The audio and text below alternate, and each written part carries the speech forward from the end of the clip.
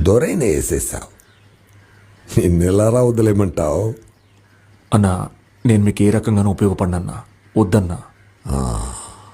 నేను నిన్ను పిలిపించా, నా ముందు కూర్చోబెట్టా, నా దగ్గర పని చేయమని అడిగినందువల్ల నేను బతిమాలినట్టు అర్థం కాదు.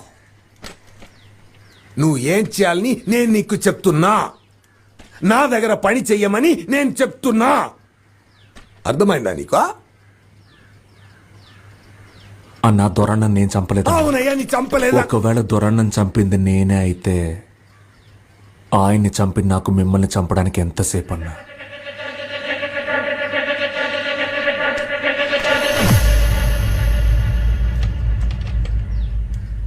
కానీ నేను చంపలేదన్నా. నేను బయలుదేరతాను.